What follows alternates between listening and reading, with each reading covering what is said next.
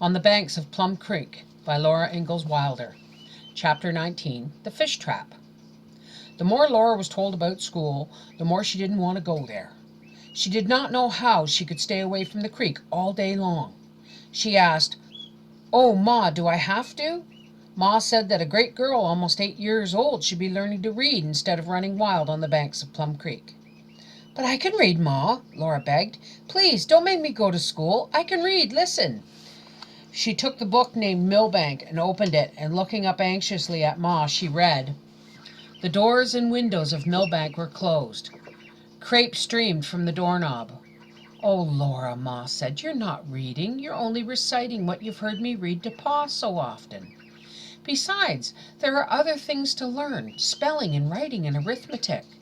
Don't say any more about it. You will start school with Mary Monday morning." Mary was sitting down to sew. She looked like a good little girl who wanted to go to school. Just outside the lean-to door, Pa was hammering at something. Laura went bounding out so quickly that his hammer nearly hit her. "Whoop," Pa said. "Nearly hit you that time. I should have expected you, Flutterbudget. You're always on hand like a sore thumb." "Oh, what are you doing, Pa?" Laura asked him. He was nailing together some narrow strips of board left from the house building. "Making a fish trap," said Pa. "Want to help me? You can hand me the nails." One by one, Laura handed him the nails, and Pa drove them in. They were making a skeleton box. It was a long, narrow box without a top. Pa left wide cracks between the strips of wood. "How will that catch fish?" Laura asked.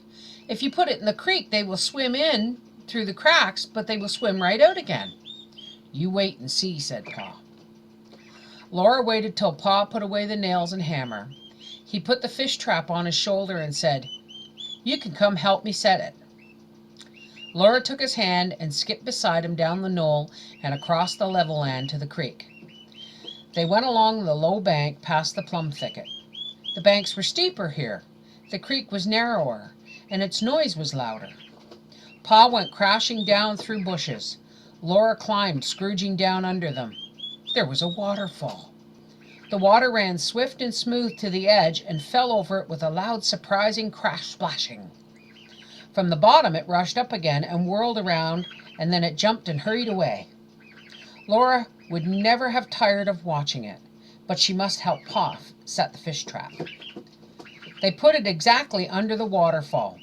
The whole waterfall went into the trap, and it boiled up again, more surprised than before. It could not jump out of the trap. It foamed out through the cracks. "Now you see, Laura," Pa said. "The fish will come over the falls into the trap, and the little ones will go through the cracks, but the big ones can't. They can't climb back up the falls, so they'll have to stay swimming in the box till I come and take them out." And at that very moment a big fish came slithering over the falls. Laura squealed and shouted, "Look, Pa, look!" Pa's hands in the water grabbed the fish and lifted him out flopping. Laura almost fell into the waterfall. They looked at that big silvery fat fish, and then Pa dropped him into the trap again. "Oh, Pa, can't we please stay and catch enough fish for supper?" Laura asked. "I've got to get to work on the sod barn, Laura," said Pa, "and plow the garden and dig a well and—" Then he looked at Laura and said, "Well, little half-pint, maybe it won't take that long." He sat on his heels and Laura sat on hers, and they waited. The creek poured and splashed, always the same and always changing. Glints of sunshine danced on it. Cool air came up from it, and warm air lay on Laura's neck. The bushes held up thousands of little leaves against the sky. They smelled warm and sweet in the sun. "Oh, Pa," Laura said, "do I have to go to school?" "You'll like school, Laura," Pa said. "I like it better here," said Laura mournfully. "I know, little half-pint. But it isn't everybody that gets a chance to learn to read and write and cipher. Your Ma was a school teacher when we met, and when she came west with me, I promised that our girls would have a chance to get book learning. That's why we stopped here, so close to a town that has a school. You're almost 8 years old now, and Mary's going on 9. It's time you begun.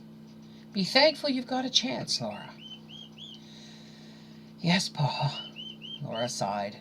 Just then another big fish came over the falls, Before Pa could catch it, here came another. Pa cut and peeled a forked stick. He took 4 big fish out of the trap and strung them on the stick. Laura and Pa went back to the house carrying those flopping fish. Ma's eyes were round when she saw them. Pa cut off their heads, stripped out their insides, and showed Laura how to scale fish. He scaled 3, and she scaled almost all of 1. Ma rolled them in meal and fried them in fat, and they all ate those good fish for supper.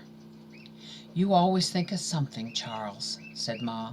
"Just when I was wondering where our living was to come from, now it's spring." Pa could not hunt in the springtime, for then all the rabbits had little rabbits, and the birds had little birds in their nests. "Wait till I harvest that wheat," Pa said.